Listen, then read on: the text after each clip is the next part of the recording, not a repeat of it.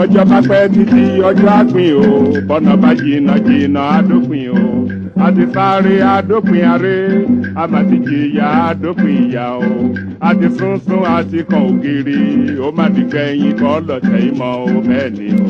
ilé òní gbóná kárẹ́nu omi kọ́lé ayé òní kóró kálọ̀ dífá ọ̀run o láyé náà la ó wà títà ó fi ṣẹ́gun lójú àwọn ọlọ́tẹ̀ ẹkún akọjá òkùnkùn ajímọ́lẹ̀ fáwa ọmọ Yorùbá ọjọ́ ayọ̀ súnmọ́lé o.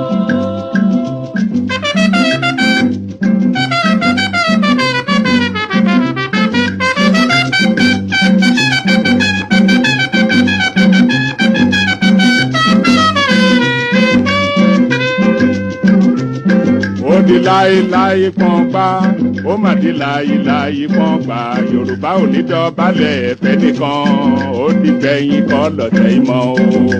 yé ẹ dìde dìde bí ológun ẹ bá jàgà sílẹ̀ o ẹ rántí àtọmọdọ́mọ kò ní sún wa kò ní rẹ̀ wá tá ó fi ṣẹ́gun tẹni tó dé ó sàn ju ẹni tirẹ̀ ń bọ̀ bẹ́ẹ̀ ni ò ní dídúró kẹ́dúró gbọ̀n kẹ́dúró gbọ̀n kẹ́dúró gbọ̀n gbọ̀n gbọ̀n àtùpàgbé oníkànnì o bí ẹ bá sùn ẹ gbé ọjọ́ ayọ̀ súnmọ́lé o. bí a bá kú tí a bá jí a ó mẹ́ni rè fẹ́ràn ẹni bá ṣàìsàn wò ni yóò lè mọyì àlàáfíà bí a bá ṣaláìní ká tó wá ní a ó mọyì bàbá ń fojoojúmọ́ jẹun ata ó dífá fún Yorùbá tí í ṣe ọmọ Odùduwà bàbá mi òkè gàgàgà tí í ṣe légbè lẹ́yìn aṣòótọ́ Ọ̀yọ́ Ìbàdàn Oǹdó Ìjẹ̀ṣà Ilé Ifẹ̀ o. wá ohùn alóore Odùduwà ló ń pè. Àkúrẹ́ Ọ̀wọ̀ Ìkàrẹ́ Ẹ̀yìn Èkìtì ẹ gbóhùn Ìgbé o. wá ohùn alóore Odùduwà ló ń pè. Ìbàràpá Ilé Ẹ̀gbádò Ẹ̀yìn Ọ̀ṣun ẹ gbóhùn Ìgbé o. wá ohùn alóore Odùduwà ló ń pè. Ẹ̀yin Ìjẹ̀bú ọmọ Àlárẹ̀ ẹ̀yin Ẹ̀gbá ọmọ Lísàbí. wá ohùn alóore Odùduwà ló ń pè o ẹ̀yin ọmọ Yorùbá ọjọ́ ayọ̀ súnmọ́lé o.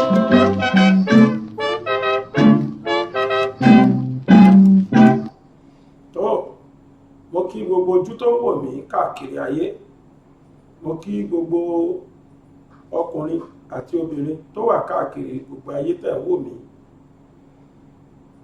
bákan náà ni pé mo dúpẹ́ lọ́dọ̀ Olódùmarè ọba tó dá mi ọba lónìí ọba lánàá ọba ní ọjọ́ gbogbo ọba tí ò ti jẹ́ kí wọ́n gbé mi gbì tí ò sì jẹ́ kí wọ́n gbé wọ́n náà gbì ẹ jẹ́ ká jọ dúpẹ́ lọ́dọ̀ Ọlọ́run kí n tó máa bẹ́ẹ̀ tòní lọ torí pé ọ̀rọ̀ tèmi kì í ṣe merrymaking ọ̀rọ̀ tèmi ò kì í ṣe ṣeréṣeré kì í sì ṣọ̀rọ̀ tó jẹ́ pé inú mi dùn sí. Ẹ rí pé ẹ̀rí ẹ̀rí lẹ́nu mi bó ti wá lónìí nù, bọ́rọ̀ èmi ti ṣe wá lénìí òun náà ni. Kí wá tó máa bọ́rọ̀ ìní yìí lọ, ẹ wo ibi tí wọ́n kọ subscribe sí fẹ́yìn tó bá dórí YouTube lẹ tí ń wò wá, ẹ bá wa tẹ̀ kẹ́ ẹ di ara wa fẹ́yìn tẹ́ bá ti tẹ̀.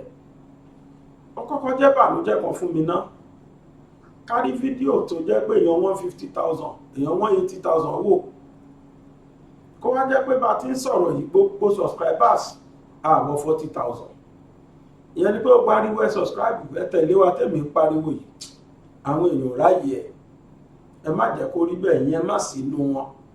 Bẹ́ẹ̀ bá ti ń wo ètò yìí ẹ má bá wa buwọ́lù. Owó ọ̀yà kan tẹ́ ẹ lè san fún mi lórí rìsáàṣì tá à ń bá wa gbé fún yín òun náà nìyí. Torí bí subscribers wa bá ṣe rí bẹ́ẹ̀ náà ni YouTube máa fi mọ̀ pa qualify tó máa fi fún wa ní advert tó bá dẹ̀ fún wa làwa náà fi rí sílẹ̀ kan pọ́nlá. tó ẹ jẹ́ ká gbìyànjú ká subscribe sí channel yìí.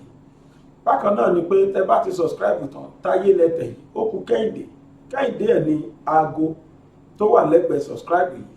Aago yẹn wọ́n pè ní notification bell, aago alamí ni.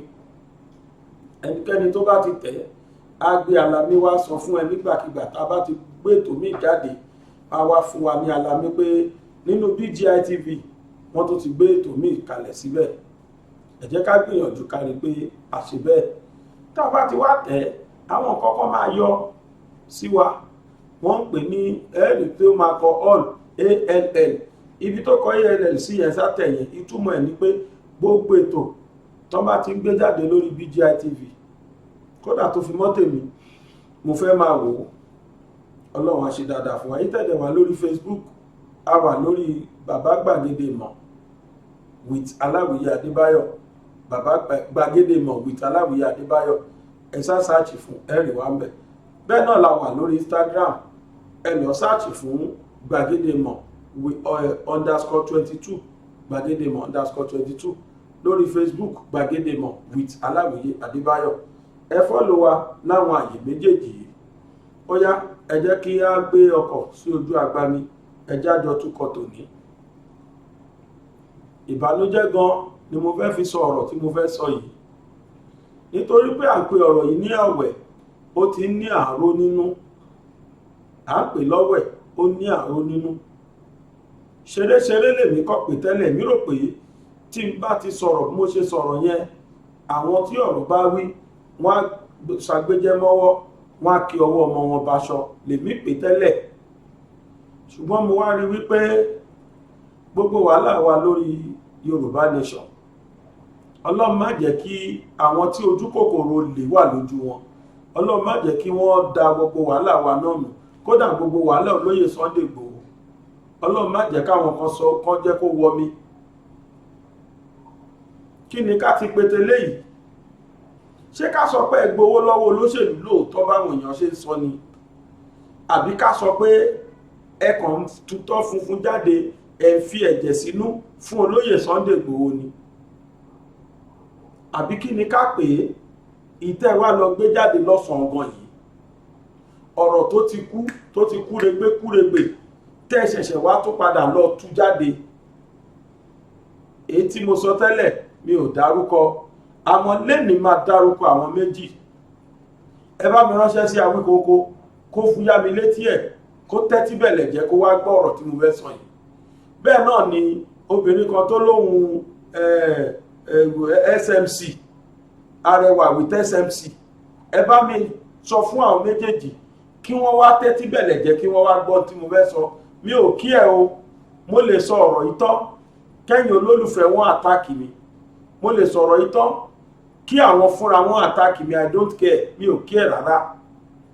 Àmọ́ tí ojú bá ń ṣe pin, ó yẹ ká yọ pin yẹn lójú, ká fi hojú pé nǹkan tójú ń ṣe ò dáa. Akílódé kílẹ̀ ń gbé tẹ̀ ń gbé kílódé gan. Ṣé dùnú ni bólóyè Igboho ṣe wà bẹ́ẹ̀? Ṣé inú yín dùn ni? Ṣé ẹ gbowó lọ́wọ́ olóṣèlú lóòótọ́ ni àbí kí ni ká pè é? Ẹ̀yin méjèèjì ẹ wá ń team up, ẹ wá ń sọ ohun tí ò ṣe é gbọ́ létí, ẹ ń sọ̀rọ̀ bíi tí ò ní làákàyè.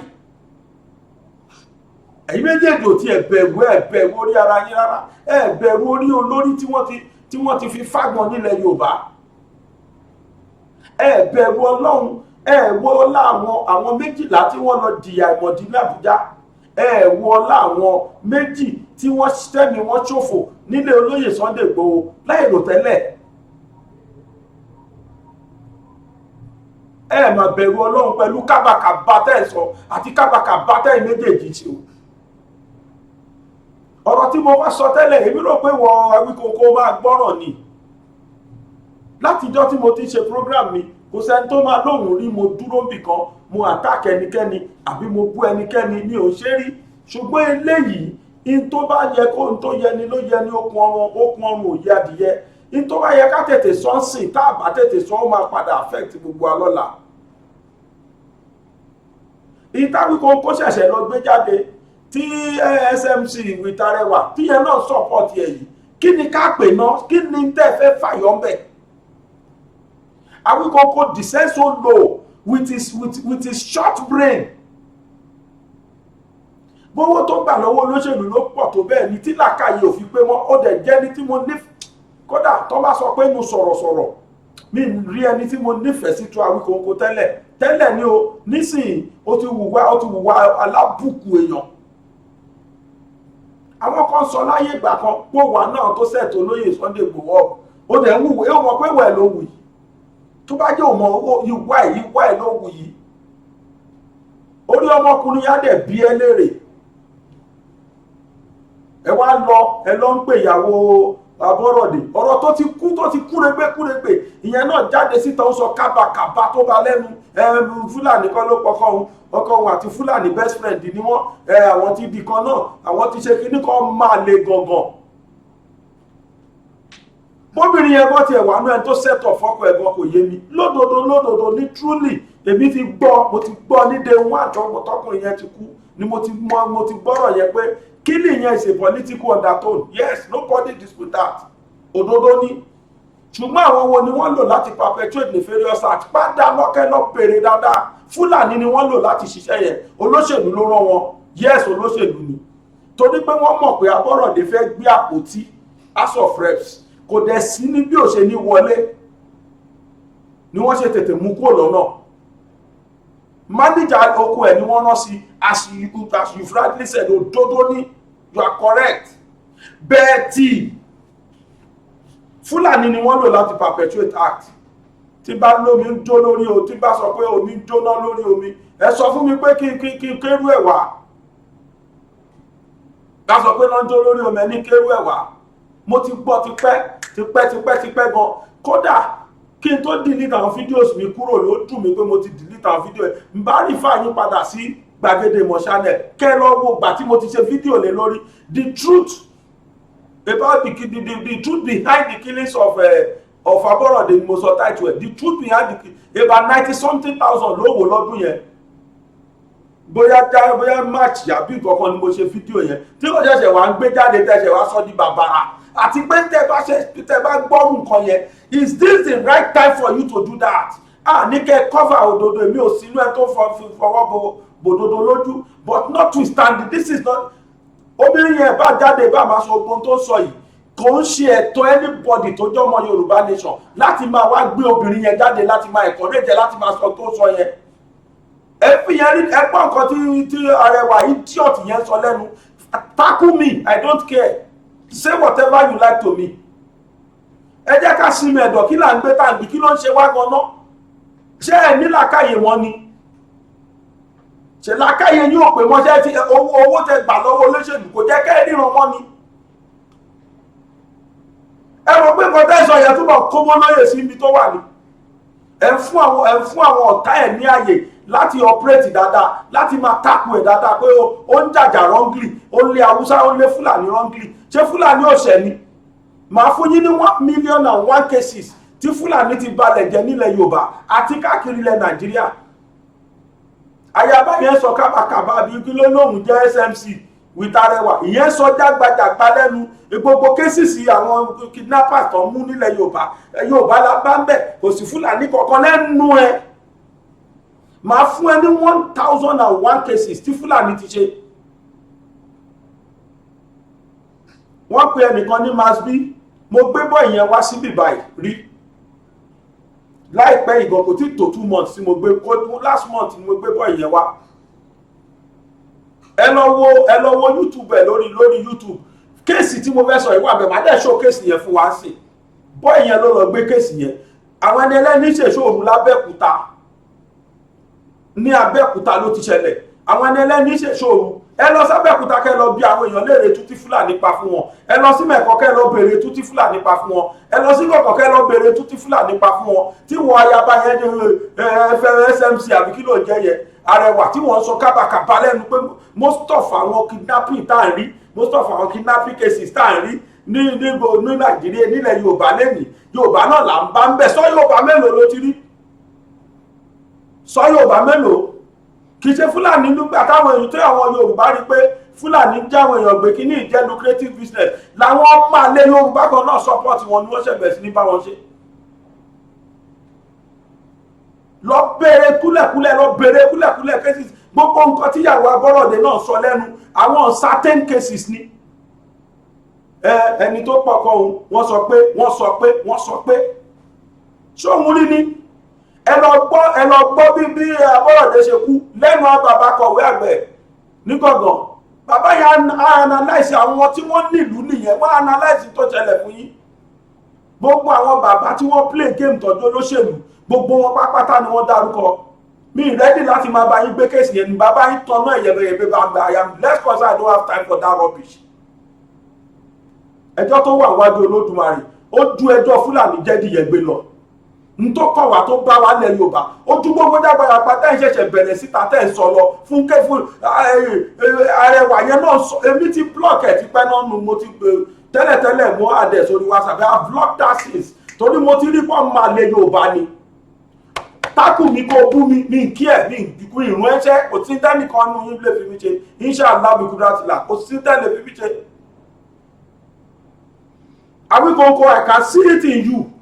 Máàsì tó ń lò yẹn tẹ́lẹ̀ ó yẹ kó padà ló máa lo máàsì yẹn sì ni.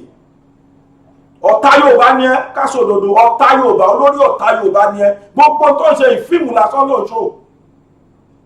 kí ni ká pé tó ṣe lọ gbé wá lọ́sàn-án gan ó ṣe wá lọ gbéyàwó Abọ́rọ̀dé wá wọ́n wá interview ẹ̀ ìyẹn náà wá sọ pé ṣe ẹ ti rí pé ìjẹ̀bi ni Ìgbòho jà ní Gọ̀gàn.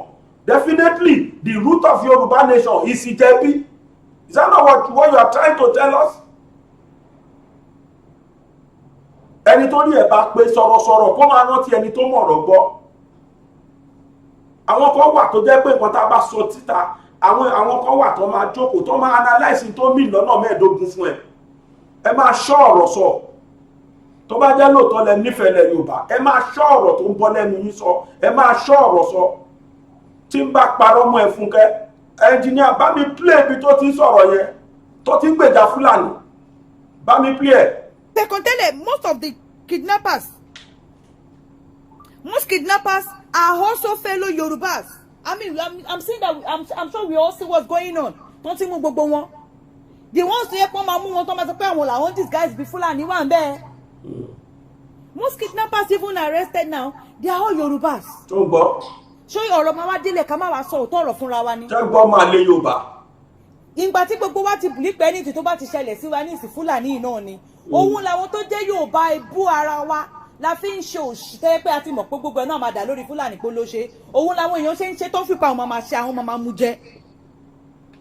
Tí ìyàwó olóògbé bá jáde tó bá ní Fúlàní kan ló pọkọ òun àmì ó jẹ̀bi ni ṣé ká ná ni. Àwọn èèyàn tó bá sọ wípé bó ṣe bọ́dà yẹn ó kọ́ bá olóyè Sunday Igboho ni nítorí ikú ọkọ ẹ̀ ṣáà ní olóyè Sunday dọ̀zámì pé olóyè Sunday Igboho ò ṣe investigation kó tó lọ ṣebí kan tó ń ṣebí kò sẹ́ni tó lè everybody believe that it was Fulani there now kò sẹ́ni tó lè ṣe àṣìṣe ìyẹn ò ní ìtumọ̀ now ìyẹn kò ní ìtumọ̀ ṣebí bàtí investigation jáde ní létáwọn ní everybody ṣẹ̀ṣẹ̀ wá rí wípé ṣùgbọ́n bọ̀ ti ọ̀rọ̀ pé Fulani kó kúrò lórí ilẹ̀ wa náà ìyẹn náà ò tí ì bàjẹ́ náà tí olóyè Sọ́ngbà yẹn is that one too much for him to say pé kí Fulani máa lọ ńlẹ̀ wa ni. So saying that she's not supposed to come out now kìnìkan ẹ̀rí ọkọ̀ gan ò ní jẹ́ àwọn gan tí woman yẹn gan ò bá jáde láti wá sọ wípé Fulani kò ń ṣe pé bóyá ó bọ́ta láti wá fún Fulani ní support rárá ọkọ ẹni yìí kú for crying out loud ṣé káwọn tó bá pa ọkọ ẹ̀ tó dẹ̀ mọ̀ wọ́n lójúkorojú kán máa yan kiri kán máa wá sọ̀rọ̀ ni nítorí pé wọ́n ti parọ́ pé Fúlàní ló pa already. No, tá a bá rí òótọ́ ọ̀rọ̀ ẹ jẹ́ ká sọ síta náà. Ẹ jẹ́ ká sọ síta. The wife gave evidence to prove that it was political death. She has narrated everything now. That they were like 4. They begged them to be freed, and even the manager and 2 other people were there. But because it does not fit just because it does not fit the narrative that Fulani is killing everyone, that is why people are rejecting it. Koribe now, it shouldn't be like that. The wife came out and said this, yo. Oloye Igboho made a mistake. Anybody can make a mistake. It's not a perfect being. Say that what him telling the Fulanis to leave then was this and that. No. Apart from the death of Mr. Borode on a very good day, ṣé Fulani oni kúrò lórí ilẹ̀ wa náà tẹ́lẹ̀ ni. Ìyẹn ò ní ìtumọ̀ náà.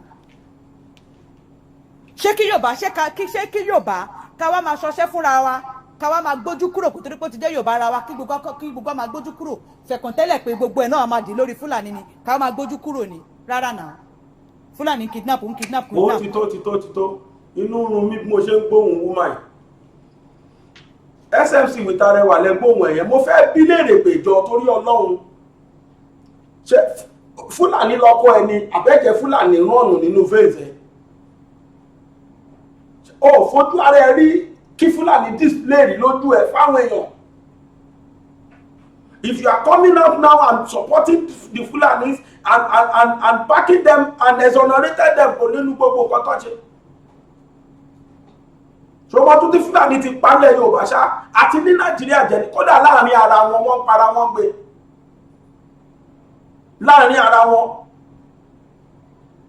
Tẹ́ bá fẹ́ mọ ìtú táwọn Fulani pa, máa bọ̀ l'Ogun State. Máa bọ̀ l'Ọ̀yọ́ State. Mi mọ ìlú tó wà o. Mi dẹ̀ fẹ́ mọ̀. Ó dá mi lójú sápò sí Nàìjíríà. Arẹwà ni mò ń bá wí, ó dá mi lójú pò sí Nàìjíríà. Torí tó bá wà Nàìjíríà náà ní máa sọ jágbàjàgbà tó sọ lẹ́nu yìí. Kí ni kan ọ̀rọ̀ agbọ́rọ̀dé nù ta wà? Kí ló dé tó tún kọ́tọ́ agbọ́rọ̀dé jáde níta yìí ní 24th hour? Sọ̀rọ̀ agbọ́rọ̀dé ló kàn sí. Tí kì bá ṣe pé nǹkan ṣe ẹ̀yin méjèèjì. Tí kì bá ṣe pé lóòótọ́ ìlú ti rẹ́dì láti wọ́n ti fowó dín yín lẹ́nu pẹ́sà lọ́ máa dàrí wọn rú ẹ lọ́ máa dàrí wọn rú. Ṣé n tó kọ̀ wá kàn ní sí nìyẹn? Kò sẹ́ni tí ò lè ṣe mistake, olóyè ṣe mistake. Idiot rẹ̀ náà title tó fún fídíò ẹ̀ yẹn olóyè has been used ló sọ. Ta ló lo Sunday Igboho? Ìjà tó ń jà yẹn ìwọ cancel ẹ̀ ló sọ yẹn. Òun sọ fún wa pé ó ń jàjà rọ́ǹgìjà. So definitely ibi tí wọ́n mú sí yẹn ó deserve it. Is that not what you are trying to drag that? Is that not what you are trying to tell us? Kì í ṣe tó ń try láti sọ fún wa nìyẹn. Kò dẹ́ ṣẹ́jú ẹ o. Èrè tí ewúrẹ́ tó mú èrè jẹ ló ní kí gbẹ̀gìrì ṣàn. Irú ẹ ìwọ náà jẹ́ blogger, ìwọ náà jẹ́ sọ̀rọ̀sọ̀rọ̀. Tí bá sì ń tó ṣẹlẹ̀ irú yìí àti wà tàbí kòkò tó bá ká sọ̀rọ̀sọ̀rọ̀ yẹ kẹ́ jáde ni. Kí lẹ̀ ń sọ? Ẹ wá dàárín Yorùbá rú ẹlẹ́ṣẹ̀hun yìí. Àwíkòkò kan náà yìí nígbàtí Lady K sọ̀rọ̀ tó lálàájọ́ kìíní àná ìwọ náà ló takú ẹ̀, ìwọ ló takú Koiki, ìwọ ló takú ẹ̀ ló pè ní ọ̀dàlẹ̀, ìwọ kan náà ló takú Jábélé, ìwọ kan náà kí ló dé? Gbàràtà Adédoyin dẹ̀ ti ṣe tó ṣe tí wọ́n sọ pé Adédoyin ṣe yìí, ìwọ ló jáde ló sáré wá gbèjà Adédoyin.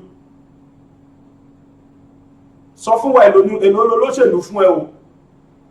Tẹ́lẹ̀ ní ìkíní mi ò débi gbogbo tí mo ṣe mi láìkì máa tákù èèyàn torí àfihàn mi. Àmọ́ tẹ́ bá ṣe tẹ́ fẹ́ fi dànù ló yẹ kémi sọ.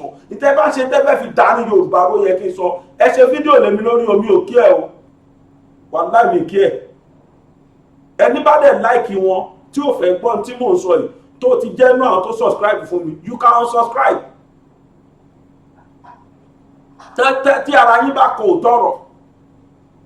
Àwọn tí wọ́n jìyà yẹn ṣé wọ́n jìyà gbé ẹ fẹ́ kọ́ jìyà gbé ni àbí kíyà yìí máa lọ bẹ́ẹ̀ ni. Láìpẹ́ yìí ó làwọn Masbi ni wọ́n lọ sí ibì kan ní Abẹ́òkúta àwọn ṣẹlẹ̀ wọ́n ṣe ìṣòro ìwọ tí mo fẹ́ kó o tẹ́tí ẹ sílẹ̀ bẹ̀lẹ̀ jẹ́ SMC kó o pé gbọ́ nǹkan tí mò ń sọ Arẹwà kó o gbọ́ tí mò ń sọ torí ìwọ ló ń jẹ́ advocator sí fún Fúlàní ìwọ ló sọ pé gbogbo tó ṣẹlẹ̀ Yorùbá ló ń ṣe wọ́n kàn fi Fúlàní bojú ni to hell with you and that your mouth. èmi ti rí wọn rí ni mo ti rí fìrìfìrì wọn rí mo dẹ̀ mẹ́ni tó jẹ́ pọ́nà ló jọ tó jẹ́ brọ́dà mi ẹni yẹn sì yàtá ti gbégbìn àwọn lẹ́ni lọ sí site wọ́n lọ survey ilẹ̀ kan wọ́n dẹ̀ ṣetán kí wọ́n wọnú mọ́tò làwọn Fúlàní yọ sí wọn 4 Fúlàní 4 mẹ́rin pẹ̀lú ìbọn AK-47 lọ́wọ́ jókòó síbi tó wà ń parí gíga ajínrẹ́ńkẹ́ kidnap jẹyẹ ìgbàjẹ́ ìgbà ni wọ́n jẹ́ ìgbà ni wọ́n tọ́lọ́ Yorùbá mélòó tó ti kidnap tó ti rí yes mi dispute Yorùbá náà kidnap yes òdodo ni Yorùbá náà support wọn but for you to say all kidnapping cases tó wà nílẹ̀ Yorùbá náà ṣe most of it is a fallacious statement ọ̀rọ̀ tí ò nílẹ̀ ní o tí ò sí lákàyè bẹ́ẹ̀ ni ọmọ tó ti Fúlàní ti pa nílẹ̀ Yorùbá àwọn ènìyàn ṣe sọ́fẹ̀tọ̀ wọ́n bọ́ sínú mọ́tò tí mo sì sọ́ọ̀sì òtítọ́ oṣù kan àwọn tó kàn mí gangan tó pọ̀ wá bíbẹ́rì ara ẹni yẹn talking nonsense tó mọ̀ lẹ́nu Fulani are causing real havoc presently in Ogun State, presently in Abeokuta. Máa sọ fún àwọn bíi mẹ́ta mẹ́rin kó lọ sọ fún wọn pé Fulani ò kì í ṣe kankan. Wá ní wọ́n ṣe máa tákù ẹ̀ wọ́n máa táàkì ẹ̀. Káwọn ènìyàn wọnú mọ́tò Fulani ó accosted wọn ni. Ẹsẹ̀kẹsẹ̀ náà ti gbébọn fún kan. Àfà ọ̀rẹ́ mi best friend mi mo wà ní ẹni tó lọ sí. Randa la sí Sábò la sí sí tẹ́ Sábò la sí sí. What are you talking? Gọ́ṣọ̀tà rẹ̀ tó márùn-ún ìyẹn lọ bẹ́ẹ̀ àwọn mẹ́ta tó kù 3 million ni wọ́n fi gbà wọlé ẹnìkan tó lọ ń yọ ó jẹ́ brọ́dà mi àjọ kírun mosque ni ọlọ́ ń yọ òun ní driver wọ́n kàn déédé sọ pé ìwọ lọ dúró lọ rest ó ti rẹ̀ lọ dúró ló fi jẹ́ lómi ló wà wọ́n lọ ìbá wà nú ẹni tàbá dáwó fún ìbá wà nú ẹni tí ìbá dáwó yẹn. If you want to see the person, I can bring him to this channel kó wá testify. Àbáwọn ẹni ẹlẹ́ni tí wọ́n ṣe ṣòro ní Randa mo ní fídíò tí wọ́n yẹn ń bí. Àwọn ẹni ẹlẹ́ni ṣe ṣòro Fúlàní dẹ̀dẹ̀ bẹ́ẹ̀ wọ́n láwọn ti ẹ̀rọ pọ̀ lọ́dẹ àdúgbò ni. Wọ́n ṣe dé nìyẹn nígbà tí olùṣọ́ confam wípé yes àwọn Fúlàní ni olùṣọ́ bójú wíńdò jáde wọ́n lé mú bó ṣe ra gbá nìyẹn wọ́n rèépù gbogbo obìnrin tó wà nínú church yẹn ẹni bíi mẹ́fà wà nú àwọn ọmọ nú àwọn obìnrin tó rèépù tó jẹ́ virgin àwọn kéékèèké àwọn 18 àwọn 15 years aṣọ church wọn ó sì wẹ́ ti fẹ́ jẹ́ engineer bá ń play fídíò yẹn. gbogbo iléeṣẹ́ ń gbọ́ èyí ní 3 of November fẹ́ni tó bá gbọ́ èdè wa dáadáa oṣù kọkànlá ẹni 3 kẹbà lè mọ nǹkan tó ń ṣẹlẹ̀ báyìí lọ́wọ́lọ́wọ́ location 419 ibi táwọn Fúlàní tí wàá jí wọn gbé ní òru ènìmọ́jú ní ṣọ́ọ̀ṣì Ìṣẹ̀lẹ̀ November la wà yìí àwa ń ṣiṣẹ́ ti wá bóyá ká ṣe à ń ṣe ti gbangba adẹ̀ ń ṣe ti kọ̀rọ̀ ṣe àti ibi táwa pé ibi tí àdúgbò ńlá ni November la wà yìí ní 3 so wọ́n ṣàánú wa o. àwọn àgbẹ̀ ogun tó ń ṣẹlẹ̀ àjọ ọlọ́pẹ̀ wà torí pé kínní a sọ pé a fẹ́ orílẹ̀-èdè Yorùbá nation ara àwọn ìdí tí wọ́n ti fẹ́ Fúlàní tí wàá jí wọn gbé láàrin ìlú ká ní ìlú ìjà ni àìmájì ó yẹ kó ti sọ lórí ọtí jó lórí ìjọ ìtàn lọ́dún gbé pásọ̀ ṣé tẹlifíṣàn sọ ọlọ́dún jó olùṣọ́ gbé lọ wọ́n ń béèrè 30 million àbí wọ́n ń béèrè 30 million. ẹjọ́ máa ẹ̀ka fìkan kúkan bó bá ṣe rí ni tẹ́lẹ̀. 30 million lọ́nà ń béèrè báyìí wọ́n ti jó olùṣọ́ gbé lọ ṣe ti rí wọ́n ti jó olùṣọ́ gbé wọ́n dẹ̀ ń béèrè 30 million. ìyá mi ọmọ bàbá mi ìwà ẹ̀jẹ̀ ó pàdé àwọn tí wọ́n kidnap tó gbé lọ. kí ló rúkọ ẹ̀gbọ́n yìí yẹn. Gbọ́láhàn Olúyẹmí. ee lọ́ní kan wá fún yẹn kọ̀ọ̀kan 10 million yẹn kọ̀ọ̀kan kìíní ìṣẹ̀lẹ̀ ló ọkẹ́ gbogbo Yorùbá gbà yín ni ṣẹ́ẹ́dì iṣẹ́ tá à ń ṣe báyìí gbogbo lé báyìí iṣẹ́ inú là ń ṣiṣẹ́ gbangba èní 3 oṣù kọkànlá 3 oṣù kọkànlá èní ní Wednesday àbí èní Wednesday ìyàwó olùṣọ́ rè ọ̀nà ti ẹ má sá àwọn ti gbólùsọ lọ kò ní pẹ́ sá ìyàwó olùsọ rè àwọn ti gbólùsọ lọ ṣe ń gbọ́ ògbólé èní 3 oṣù kọkànlá láwà yìí èní 3 èní Wednesday ó ń ṣẹlẹ̀ lénìí so àárọ̀ lè ní spam sọ́pa Yorùbá nation kí Yorùbá dá dúró. ìgbà tó bẹ̀rẹ̀ service ní nǹkan bí after 12 sí to 1 àwọn akọrin lọ́nà àwọn pípù yẹn dé wọ́n ní kí gbogbo àwọn pípù wo. àwọn Fúlàní yẹn. ṣẹ̀dẹ̀ rí dájú pé Fúlàní ni wọ́n. bẹ́ẹ̀ ni Fúlàní fóònù yìí ti lọ. Fúlàní ni gbogbo wọn so ibi tó ti ní kí gbogbo wa kúnlẹ̀ bí ta ti kúnlẹ̀ wọ́n bẹ̀rẹ̀ sí ń search gbogbo ara wa wọ́n bẹ̀rẹ̀ sí ń tẹ̀ wá ní gbogbo ara ta ló ní fóònù a ní kò sí fóònù lọ́wọ́ wa ta ló ní fóònù a ní kò sí fóònù wọ́n bẹ̀rẹ̀ sí ń béèrè pé bolówó wà á là lówó lọ́wọ́ wọ́n mú ọkọ mi kọ́ ìbẹ̀rẹ̀ sí ń gba létí nìyẹn wọ́n bọ́ sí alọkọ yín yẹn ìyẹn olùṣọ́ tó wà níbà yìí pásítọ̀ ṣọ́ọ̀ṣì yìí. bẹ́ẹ̀ni wọ́n bẹ̀rẹ̀ sí ń ok ngbà tó ṣe gbé ṣe ìbóbìnrin ni ẹ̀yin náà kí ló wà fà á tí wọ́n gbé ẹ̀yin lọ. ibi tẹ́mi bẹ̀rẹ̀ sí pẹ̀lú ọmọ lèmi tí ń gbàdúrà kọ́lọ́run jọ kó dàbọ̀ ẹ̀ bò wá. ok kìyàn mélòó ni wọ́n bá sùn bíbà yìí. èèyàn 3. ṣé wàá bí gbàtàn bá wọn sùn. mo wà níbẹ̀. lójú yín. ṣé ẹ lè mú gẹ́gẹ́ bí ok kárí yín nìrí olùṣọ́ ẹni tó wà nítorí pé kájálé ọ̀gá náà ni so inú wa máa dùn ọ̀fíṣíálì kẹfì aṣọ yín àkàṣọ tẹ ni wọ́n fi jábàálẹ̀ àwọn obìnrin yẹn ṣé ẹ lè mú wa lọ síbi tó wà. bẹ́ẹ̀ni ẹ jẹ́ ká lọ bí. ó yá ṣẹṣẹ rí bí ẹ gbogbo ilé iṣẹ́ ń lọ tàbá iṣẹ́ ẹnu ká iṣẹ́ gbangba eléyìí ṣe pé bí awọ́ríyọ̀ ní nínú gúrùpù nínú pílàfọ́ọ̀mù ẹ̀já jáde ṣiṣẹ́ ṣé wọn àti wọn fi jábàálẹ̀ wọn rí aṣọ ẹ̀jẹ̀ rè ẹ̀mẹ́ ti rẹ́jẹ̀ ẹ ti rí Yorùbá nation no going back. ṣe rí bẹ́ẹ̀. ọ̀dọ́ Fúlàní ṣe mọ́jú lẹ̀ ń wò yìí. mo rò. òdòdó ṣé ẹ mọ̀ pé ẹni máa parọ́ alẹ́lẹ́rìí òun wà lálákejì ó dá mi lójú pé arẹwà tó sọ̀rọ̀ iṣẹ́ kò rí fìrìfìrì Fúlàní rí ni tó bá jẹ́ pé ó rí kíkọ́ ti kọ́ sí trauma fún she will never say such thing but anything bá ṣẹlẹ̀ orí Fúlàní náà lọ́ máa dìlé who are you who sent you ẹjọ́ ṣé Yorùbá ṣé Fúlàní ṣẹ̀ṣẹ̀ bá wa gbé nílùú yìí ni a ṣẹ̀ṣẹ̀ ríran ni pé Fúlàní ò dáa so akórìíra wọn ni that's what we are trying to do àbí the best friend ní tèmi ní primary school Fúlàní ni Lukman Umaru èmi pẹ̀lú ifá pé mo máa jẹ I've said it several times wípé mo máa jẹ tuwo chinkafa ilé wọn ni mo ti kọ́ jẹ́rí for the first time wípé mo máa mu núnù méjàánu ilé wọn mo ti kọ́ mú rí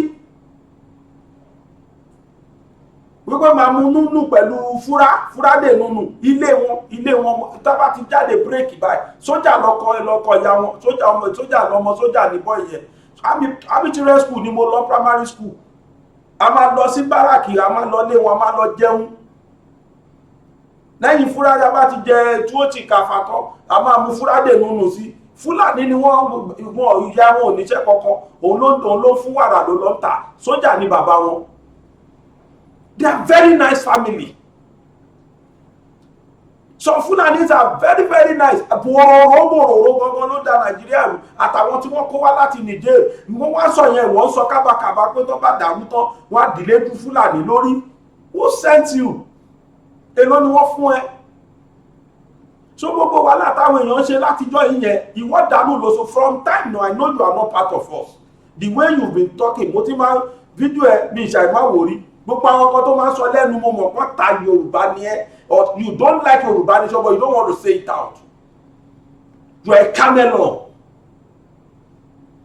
ìwà yaba fún ìwà arẹwà SMC àgbélò jẹ́ ni mo bá wí you know at the time I called you mo challenge ẹ but o fi style o fi yí mi mo dẹ̀ gba number mo save number I chat lórí WhatsApp it got to a stage I blocked you off when I saw that you are not responsible mo ní pé kì í ṣerú ẹni mo gbọ́dọ̀ máa bá chat torí wà kó bá rí àjò mi akílódé ẹ ti ẹ bẹ̀rù ẹ wá sọ tí ò yẹ kẹ́ sọ lẹ́nu máa sọ fún ẹ 1 million and 1 cases ní Nàìjíríà àti nílẹ̀ Yorùbá particularly tí Fúlàní ti dọ̀yà hátọ́ ti balẹ̀ jẹ́ fún gan ní Ọbádá lọ́bàdá létí ilé àbúrò mi gangan ni ẹni yẹn wọ́n sì gbèdì sí ṣọ́ọ̀ṣì tẹ̀rí yẹn 10 million lọ ní kọ́ lọ wá 10 million ẹni tí wọ́n gbà nú wọn bóyá 3 million naira ni máa yẹn lóhun sọ mo gbé fídíò ẹ̀ wá bíbá ẹ̀ everybody wò tó ti fílẹ̀ nu gbogbo wọn 3 million naira ló sọ owó kí ni ná and yet you are there you are supporting them you are vindicating them. Yorùbá ló jiyàn gbé tí wọ́n bá jiyàn gbé tán wọ́n wá disguise bí Fúlàní wọ́n wá sọ pé Fúlàní ṣé ìyàwó Fúlàní ni ẹni àbókó Fúlàní náà fi bí ẹ ṣọmọ Fúlàní ni ẹni àbí Yorùbá ṣẹ̀ṣẹ̀ ríran sí tán wá parọ́ mọ́ Fúlàní ni ṣé wọn ò ṣe tán níta ni wọ́n ṣe ni wọn ò ṣe àkànparọ́ mọ́ wọn èlì látọ́ṣẹ̀ wá ìyá ìnáṣẹ̀ dọ́ta wa Fúlàní tí wọ́n àwọn wo ni Gúmi wọlé lọ bá ṣé Yorùbá ni àwọn ni Gúmi sọ pé kí wọ́n fún amnesty ṣé Yorùbá ni àwọn ni wọ́n pè ní Fúlàní herdsmen ṣé Yorùbá ni àwọn ni wọ́n pè ní Fúlàní bandits ṣé Yorùbá ni jẹ́ tó jẹ́ ẹ̀sìn màá tó jẹ́ ẹ̀sìn kan lára ara wọn fúnra wọn wọ́n fìyà jẹra wọn lọ́wọ́lọ́wọ́ yìí lọ sọ fáwọn ará northern Nigeria wípé Fúlàní kọ́ ló ń ṣe tó ń ṣe wàá gbọ́n tó máa sọ fún àwọn fúnra ara wọn nílùú wọn ọ̀gbádùn àwọn communities kan wà lọ́wọ́lọ́wọ́ sí nílẹ̀ Haúsá ní Zamfara Sokoto àti Niger State. I will tell you about 6 to 7 communities tí Fúlàní ń gba owó lọ́wọ́ wọn tẹ́ ẹ bá fẹ́ ká attack community yín ẹ máa sọ yé báyìí wọ́n dẹ̀ sọ lóṣooṣù you are there you don't know anything torí pé nǹkan táwọn èèyàn bá sọ ni wọ́n gbé kiri ló fi jẹun jọ ẹ̀ common bloody blogger wọ́n dé ju jáde síta ọ̀sán rọ́bìṣì tó bẹ́ẹ̀ lẹ́nu so àwọn èèyàn parọ́ mọ́ Fúlàní látijọ́ yìí bá mi play fídíò ọmọbìnrin Haúsá yẹn tó ń kénu mọ́tò play ẹ̀ kó fojú ara ẹ̀ rí Fúlàní sí fúnra wọn Haúsá síra wọn nìyẹn Yorùbá sunkún Haúsá sunkún wọ́tẹ̀s ṣòro kan parọ́ mọ́ wọn ni bá play fídíò òun máa yẹn. I saw horror. Wallahi tallahi idan abu yana kama da Yawm al-Qiyamah. Allah ina gana gan shi when I was in captivity. I saw that. I saw horror. I still have nightmares, bad nightmares da sai an rike na har yau har gobe akan horrors din da na gani. Akan horrors din da na gani. That's why I left Nigeria. That's why I'm here. But wallahi tallahi, if you have not been through what we've been through, a lot of us that have been in captivity and been raped multiple times by terrorists, you would not know. You would not know the pain. You would not know the agony. Nobody stood. Nobody believed me. Nobody said anything. Nobody helped me. No one.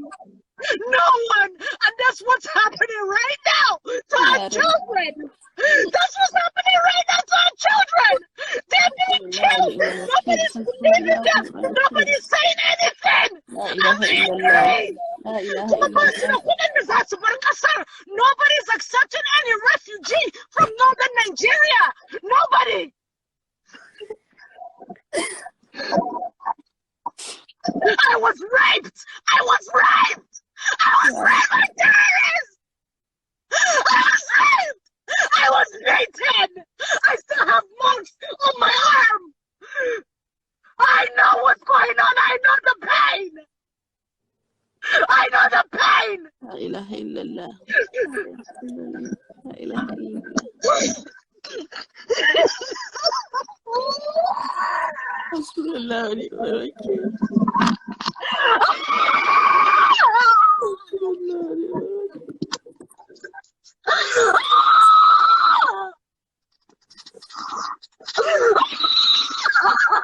èrò tó ń lọ sókè òkun ẹ̀yìn dà.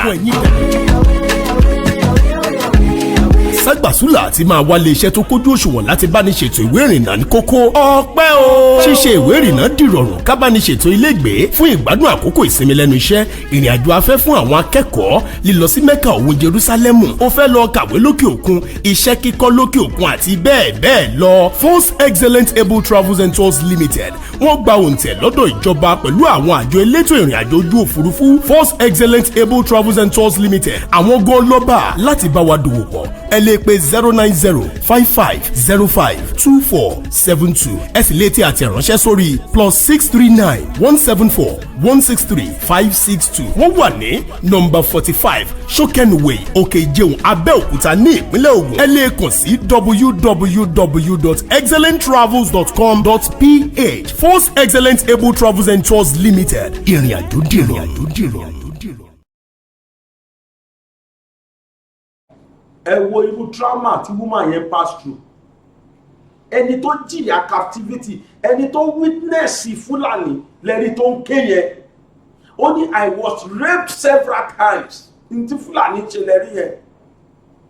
bóyá Yorùbá náà ló disguise tó lọ rape woman yìí, bóyá Yorùbá ló disguise tó kidnap woman yìí. ìwọ́n tó ní Yorùbá náà máa wọ́n disguise tán wọ́n ṣe bí Fúlàní. bóyá Yorùbá náà ló disguise tó ṣe léyìí. ara àwọn Haúsá ara wọn nìyẹn o, woman ti sá lọ sí UK o, and she would live in that trauma for life. kì í ṣe téèyàn lè gbàgbé, Ọlọ́run ò ní já ríjà wọn ò ní jí wa gbé lágbára Ọlọ́run. tó bá jí gbé ẹbí àwọn tó bá jí gbé léèrè, pàápàá jùlọ ẹni tó lò bí ọ̀sẹ̀ kan ọ̀sẹ̀ mẹ́ta tí wọ́n ṣojú ẹ̀ pa àwọn èèyàn lójú ẹ̀ life and direct. These people are so callous, they are inhuman. tó bá ní carnivorous animal wọn ní, wọ́n hùwà bí kìnìún ni, wọn ò rán ẹ rárá, wọ́n lè pa anybody. They gun you down. tó bá ti rí ẹ pé wọ́n rí family ẹ pé wọ́n máa pa ẹ́ dànù ní. àwọn tó tún wá rí family wọn pé kí family wọn tó sanwó tó fojú wọn rí, wọ́n á jáde síta òní ẹ most of kidnapping tó ṣẹlẹ̀ ní Nàìjíríà Yorùbá ló wà díẹ̀ lẹ́nu ẹ. SMC n tó wà lórí ẹ̀mí mi tí n bá sọ fún ẹ kò dáa, n tó wà lórí ẹ̀mí mi tí n bá sọ jáde kò dáa, torí orí social media ni mo wà. tọ́rọ̀ bá dẹ̀ ti bọ́lẹ̀ kò ní ṣe kó mọ́ ẹni lóhùn. n tó wá sórí ẹ̀mí mi ò ṣe sọ, tí n bá sọ kò dáa. àmọ́ máa ṣe ládùúà wípé kọ́lọ́ má jẹ́ kí Fúlàní jí ẹ gbé, máa ṣe ládùúà bẹ́ẹ̀, máa ṣe ládùúà pé kó má rí jà Fúlàní. àwọn tí wọ́n rí yẹn lọ máa ṣe interview fún wọn, lọ máa béèrè ẹjọ́ ṣé ok wákìlì Yorùbá ni àbí ó disguise bí Fúlàní ni. àwọn ọmọ ẹ̀ Fúlàní Yorùbá ni wọ́n disguise bí Fúlàní ni. àbó sì láyé gbọ̀n mú wákìlì gbọ̀ngàn, ó sì láyé gba wákìlì tọ́mẹ́ǹtì gbogbo wọn. àwọn tí wọ́n tọ́mẹ́ǹtì wọn lóńdó ńkọ́, wọ́n fi Kùránì búra fún wọn báyìí ní lóńdó wípé àwọn èèyàn àwọn ò ní jí wọn gbé mọ́. kí ni ká ṣe sí yẹn? ẹ̀ á sọ̀rọ̀ ẹjọ́ ẹ̀kọ́ wà láì kìí ṣe wọ o, ní tó ṣe kìí ṣe wọ rárá. ẹni amúnibú ni ẹran bí yẹ Awíkóńkó ló fà ló fún ẹ lọ́rọ̀ sọ. wọ́n tó yẹ kó o láìkì Yorùbá nation tẹ́lẹ̀, o láìkì olóyè Ìgbòho fi bojú ni. ìwọ ṣe gbójú ẹ síta, ó ṣe já animation ló lò. I challenge you as from today, máa gbé ojú ẹ síta tó bá láyà. ó lẹ́nu ọ̀rọ̀ tó bá sọ̀rọ̀ ọ̀rọ̀ Yorùbá yá panu ẹ mọ́ látẹ̀ni lọ, don't say call anymore. Awíkóńkó ló dẹ̀ fà òun ló fún ẹ lọ́rọ̀ sọ. ṣé nínú gbogbo nǹkan tó wà lẹ́yìn ẹjọ́ torí Ọlọ́run ṣọ́rọ̀ ìyàwó Abọ́rọ̀dé lọ́rọ̀ kan nínú gbogbo nǹkan tó wà lẹ́yìn? àsìkò tó yẹ ká lọ máa interview ìyàwó Abọ́rọ̀dé rẹ̀ láti lè máa fi tápò olóyè Ìgbòho, because nǹkan tẹ́bí rí sí nìyẹn. There's no any relevancy of you interview that woman in this situation that we are now. olóyè sì ní incarceration. ṣé tóbìnrin yẹn sọ yẹn ló fẹ́ yọ olóyè kúrò ní incarceration tó wà ní? tí ó ló fẹ́ ní kí Benin Republic dálẹ̀? àbó ló fẹ́ ní kí Nàìjíríà apologize sí fún ilé ẹ̀tọ́ lọ destroy? àbó ló fẹ́ jí ẹni méjì tí wọ́n pa sílé olóyè Ìgbòho? àwọn méjìlá tí wọ́n lọ jìyà DSS, ṣé òun interview tó ṣe yẹn òun ló fẹ́ apologize sí wọn? Lady K mo bá yín sọ̀rọ̀ yìí, ọmọbìnrin yẹn òun gan ti ní trauma yẹn, she's living with that trauma. ọmọbìnrin yóò gbádùn pẹ̀lú àwọn substance tí wọ́n fún mu ní incarceration for almost 4 months tó lò ń bẹ̀. She has to come out nígbà tó rí pé òun kú lọ. ó dùn mí pé recording yẹn ò tán, ibi ó yẹ kó sọ jáde. Yes, there is no big deal bẹ́ẹ̀ pẹ̀lú ẹ̀yin ọmọ Nàìjíríà ẹ̀yin ọmọ Yorùbá ẹ gbà mí mò ń kú lọ. The lady is dying little by little. Ọlọ́run ló máa lu substance tí wọ́n fún mu. wọ́n dẹ̀ sọ fún ní DSS pé kò kò sí ìyà táwọn fi ń jẹ ju pé ìwọ ló gbé síta ló jẹ́ kí gbogbo ayé ìwọ ló bà mission àwọn jẹ́. Ẹ gbọ́rọ̀ lẹ́nu Lady K direct mo ń bọ̀. Mo kí gbogbo ẹ̀yin tí ẹ bá wo fídíò yìí. Ẹ káàárọ̀, ẹ káàsán, ẹ káalẹ́ lásìkò tẹ́yin bá wò ó. Orúkọ mi ni Olúwakẹ́mi Ìfẹ́olúwa tí gbogbo ènìyàn mọ̀ sí Lady K Ìfẹ́olúwa Show. Mo jẹ́ ọmọ bíbí orílẹ̀-èdè Nàìjíríà. Mo jẹ́ a single mother. I have 2 baby boys. Mo dẹ̀ ní àwọn òbí náà. Ní nǹkan bí ọdún mélòó sẹ́yìn ni mo bẹ̀rẹ̀ iṣẹ́ sọ̀rọ̀sọ̀rọ̀. Kí ló sì fà á ni wípé látara nǹkan tó ṣẹlẹ̀ lórílẹ̀-èdè wa, bí gbogbo nǹkan ṣe ń lọ tó jẹ́ wípé nǹkan ò dá lórílẹ̀-èdè wa. Òun ló fà á tí mo fi bẹ̀rẹ̀ iṣẹ́ sọ̀rọ̀sọ̀rọ̀ láti lè máa sọ ohun tó tọ́ àti ohun tó yẹ láti lè tọwọ́ ìbàjẹ́ bọlẹ̀ ni mo fi di media presenter tí mo dẹ̀ jẹ́ ìkan nínú àwọn gbajúgbajà blogger bákan náà. Ó wá ṣẹlẹ̀ pé láti 2020, that was October 20, during EndSARS protest, àwọn ìjọba orílẹ̀-èdè Nàìjíríà wọ́n pa àwọn ọ̀dọ́ nítorí protest yẹn láwọn tí wọ́n jáde tí wọ́n ń jà fún ẹ̀tọ́ wọn, tí wọ́n fi ẹ̀hónú hàn pé àwọn lọ léèwé, àwọn ò ríṣẹ́. Èyí tó kọ́ṣẹ́ kò rówó ra irinṣẹ́. Gbogbo nǹkan kọ̀ dàrú turn upside down lórílẹ̀-èdè wa. Àwọn youth ó wá bọ́ síta láti lè jàjà òmìnira, láti lè ṣe protest. Àwọn ìjọba orílẹ̀-èdè Nàìjíríà dẹ̀ lọ síbẹ̀ wọ́n pa àwọn ọmọ ọlọ́mọ ní Lekki Toll Gate. Kò sẹ́ni tó mọyì ọmọ tí wọ́n pa, ṣùgbọ́n ọ̀pọ̀lọpọ̀ ẹ̀mí àwọn ọmọ ló sọnù. Ó tún wá jẹ́ ohun tó bá mi nínú jẹ́ gan tí mo wá wò pé, "Ábà, ètí jẹ́, ṣé bá ṣe máa wò ní lórílẹ̀-èdè yìí? Orílẹ̀-èdè tí ò ti sí freedom of speech, orílẹ̀-èdè tí ò gbádùn as a citizen of the country. Kò sí nǹkan kan tá ń benefit lórílẹ̀-èdè wa. Ẹni tó bá tún wá bọ́ta sọ̀rọ̀, ìjọba á tún mú, wọ́n á tún pa." Òun ni mo wá fi túbọ̀ tẹra mọ́ láti máa ja ìjàngbara wípé a ò fẹ́ ìwà ìbàjẹ́ mọ́ lórílẹ̀-èdè Nàìjíríà. Látara ọ̀pọ̀lọpọ̀ ẹ̀mí tó tún wá sọnù ní October 2020, ọ̀pọ̀lọpọ̀ ẹ̀mí tó sọnù. Nínú ìrìnàjò yìí ni mo wá sí ilé sí ní ọdún yìí tí mo wá lọ sílé Chief Sunday Igboho nítorí mo mọ Chief Sunday Igboho náà gẹ́gẹ́ bí olóòótọ́, akíkanjú ọkùnrin, èèyàn tí ò fẹ́ kí ìyà jẹ ọmọ ilẹ̀ káàárọ̀ oòjíire, èèyàn tí ò fẹ́ kí ìyà kó jẹ ọmọ Nàìjíríà, tó ṣe olóòótọ́ èèyàn tó jà fún self-determination. Ni mo wá sílé ni mo wá lọ kí wọn. Wọ́n dẹ̀ gbà mí lálejò. Ibẹ̀ ni mo wà ní ìṣẹ̀lẹ̀ burúkú tó ṣẹlẹ̀ ní July 1st, 2021 ló ti ṣẹlẹ̀ bá mi. Ní déédéé aago 2 òru ó kù ìṣẹ́jú 10, èyí tí àwọn olóyìnbó ń pè ní 10 minutes to 2 a.m. Ìró ìbọn ló jí mi níbi tí mo sùn sí. Mo ṣáà ń gbúròó gunshot, ó ti pọ̀ jù. Kí ló dé? Kí ló ń ṣẹlẹ̀? Nígbà tí mo máa yọjú látojú window, mo rí wípé àwọn Nigeria military, àwọn DSS àti àwọn sójà ni wọ́n bẹ̀rẹ̀ sí ní yin straight bullet. Everybody dẹ̀ ti sùn lóru yẹn. Everybody ti sùn. Ọkọ̀ dé, wọ́n dẹ̀ bẹ̀rẹ̀ sí ní fire gbogbo ilé yẹn. Wọ́n ń rọ ìbọn, wọ́n ń shoot gidi. Mi ò rí irú ẹ̀ rí. Láì ṣe wípé a ṣẹ̀. Láì ṣe wípé wọ́n ká nǹkan burúkú mọ́ wa lọ́wọ́. Wọ́n dédé wá ká wa mọ́lé Nigeria military ní 10 to 2 a.m. lọ́gànjọ́ òru tí everybody ti sùn. Wọ́n dẹ̀ bẹ̀rẹ̀ sí ní fire everybody. Ẹni tí ìbọn bà lẹ́sẹ̀, ìbọn bà á. Nínú ìrìnàjò yìí ni ẹ̀mí 2 sọnù sí. Èmi fún ara mi, Ọlọ́run ló yọ mí. Mo wá wò pé kí la fẹ́ ṣe báyìí lọ́gànjọ́ òru. Àti pé gẹ́gẹ́ bí iṣẹ́ mi tí mo jẹ́ sọ̀rọ̀sọ̀rọ̀ lórí afẹ́fẹ́, mo ní láti go live lẹ́sẹ̀kẹsẹ̀ pé tó ẹ̀yin èèyàn wo nǹkan tó ṣẹlẹ̀. Nigeria military wọ́n ń fáyà wa tí wọ́n á yin àwọn èèyàn pamọ́lé. Wọ́n dẹ̀ ti gbẹ̀mí àwọn èèyàn, àwọn tí ìbọn bà lẹ́sẹ̀, àwọn tí ìbọn bà lápá, wọ́n ti ṣe àwọn èèyàn léṣe gan. Mo wá gbé sórí afẹ́fẹ́ kí gbogbo ayé lè mọ̀ nǹkan tó ṣẹlẹ̀ ní July 1st, 2021 ní 10 to 2 a.m. lọ́gànjọ́ òru tí gbogbo ènìyàn ti sùn. Eléyìí jẹ́ nǹkan tó burú jáì, nǹkan tó bani nínú jẹ́ ni.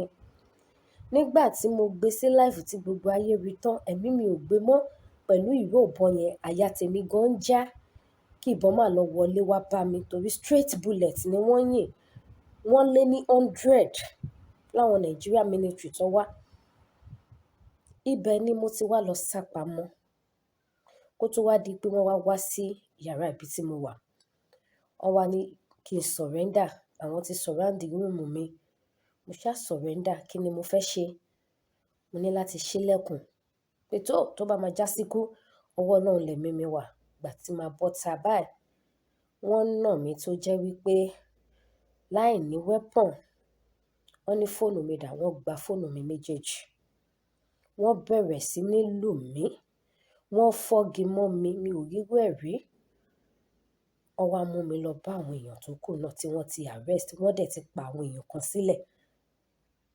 Ibẹ̀ náà ni wọ́n ti ń wọ́ òkú àwọn èèyàn nílẹ̀ ní àwọn Nigeria military. Ibi tí wọ́n mú mi lọ láàárín àwọn tó kù tí wọ́n arrest, tí wọ́n dá gbogbo wa dọ̀bálẹ̀ sí, ibẹ̀ ni wọ́n ti bẹ̀rẹ̀ sí ní torture wa, tí wọ́n ti ń lù wá lúlù gidi. Wọ́n lu everybody.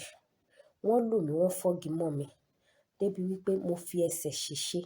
Títí dìsín ẹsẹ̀ mi ò tí ì gbádùn lẹ́yìn ọ̀pọ̀lọpọ̀ treatment. Ẹ̀yìn yẹn ni wọ́n kó wa ó dìlú Àbújá. Nígbà tá a dé Àbújá tán, eré ni mo pè é, mi mọ̀ pé nǹkan ńlá ni o. Wọ́n dá wa sí cell. Èmi gẹ́gẹ́ bí ẹnìkan, mo lò 114 days ní cell. Ní ìtókù ọ̀sẹ̀ kan kó pé 4 months. Kò pẹ́ tá a débẹ̀, nígbà tó pé 2 months wọ́n release àwọn 10 nínú àwa 12 tí wọ́n kó dé Àbújá. Àwọn ọ̀gá yẹn wá pè mí. Wọ́n ní Lady K, mo ní sir. Wọ́n ní ṣé mo mọ̀dí táwọn ò ṣe ní release mi kí n lọ lé mi. Mo ní mi ò mọ̀, kí ni mo ṣe? Ẹ ká weapon mọ́ mi lọ́wọ́. Mi ò pààyàn, mi ò jalè, mi ò kidnap, mi commit any crime. Wọ́n lóòótọ́ ní gbogbo nǹkan tí mo kà sílẹ̀ pé ṣùgbọ́n mo bà mission àwọn jẹ́. Pé torí èmi ni mo jẹ́ kí gbogbo ayé mọ̀ wípé àwọn làwọn wá attack ilé Chief Sunday Igboho. Ó lè mi ni mo jẹ́ kí gbogbo the whole world mọ̀ látara wípé mo gbé sí live lẹ́sẹ̀kẹsẹ̀ tí incident yẹn ṣẹlẹ̀. Wọ́n ní nítorí ìdí èyí option méjì làwọn ní fún mi. Is either káwọn pa mí or káwọn rán mi lẹ́wọ̀n. Wọ́n ní táwọn ò bá fi rán mi lẹ́wọ̀n, àwọn máa pa mí ni. Torí mo bà mission àwọn jẹ́. Mo bẹ̀rẹ̀ sí ní sọkún pé ẹ ṣàánú mi. Àwọn ọmọ mi kéré. Èmi nìkan ni ìyá mi bí, ìyá mi ti dàgbà. Ìyá mi tún wà lábarapá. Ẹ jọ̀ọ́ torí Ọlọ́run ẹ ṣàánú mi. Ẹ má pa mí fún àwọn ọmọ mi. Àwọn ọmọ mi ṣì kéré. Wọ́n ní kò ṣe ọ̀rọ̀ ẹ̀bẹ̀ lọ̀rọ̀ tó wà lẹ́yọ̀. Pé mo ṣàrí pé àwọn ti release àwọn 10, ó kù àwa méjì. Pé bọ̀tí tó jẹ́ ẹ̀ṣẹ̀ ti tèmi, táwọn torí ẹ̀ ó dì mí làwọn ti sọ fún mi. Èmi ni mo gbé àwọn sáyé. Èmi ni mo jẹ́ kí gbogbo ayé mọ̀ wípé àwọn làwọn attack ilé Sunday Igboho. Mo bẹ̀rẹ̀ sí ní bẹ̀ wọ́n pẹ̀lú bí mo ṣe bẹ̀ wọ́n tó. Àwọn people fi ìyà jẹ mí. Wọ́n fún mi lómi kẹ́míkà mu. Ẹ̀wà tí ò jiná, ráìsì tí ò jiná. Èmi nìkan ni wọ́n tì mọ́nú yàrá kan fún 140 days. Kò sí fan, kò sí AC. Nínú ooru burúkú ni mo wà. Màá máa sunkún, màá máa bẹ̀ wọ́n. Tó bá tún ní kó pè mí wá lọ́fíìsì báyìí tí n bá tún débẹ̀, àwọn another set of ọ̀gá lọ́tún máa sọ fún mi pé Lady K, we are not going to release you. Wípé nǹkan tí mo ṣe fún àwọn dùn àwọn. Pé why tí mo fi gbé àwọn sí life. Tí mo jẹ́ kí gbogbo ayé mọ̀ pé àwọn làwọn wá. Mo ní ṣé ẹ̀yin fẹ́ wá ṣiṣẹ́ kí anybody má mọ̀ ni? Wọ́n ní kí n má béèrè. Pé but fídíò tí mo ṣe yẹn, ní ẹ̀ṣẹ̀ tí mò ń jẹ wọ́n wá ń fún mi lómi kẹ́míkà mu ìyà tó jẹ mí ní ọgbà DSS mi ò rí irú ẹ̀ rí ní ayé mi kọ́ ló má jẹ́ kí n rí wẹ̀ mọ́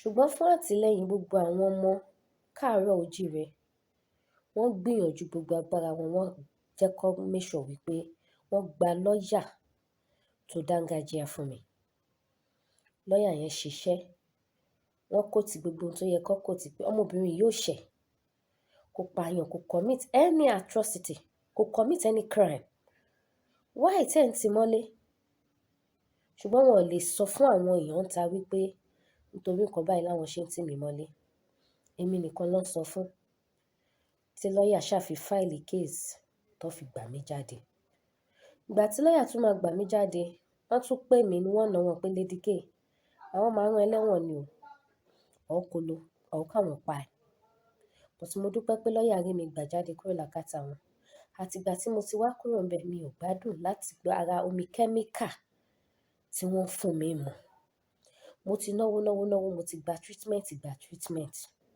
mo ṣe wà lẹ́nu ẹ̀dìsín kò tẹ̀ tó wá tó àwọn ìṣẹ̀lẹ̀ ìyanu tó tún wá ń ṣẹlẹ̀ bíi kí n máa receive strange calls mi ò mọ àwọn tó ní nọ́mbà yẹn tó dẹ̀ ń threat life mi ò lè rìn ládùúgbò mo máa.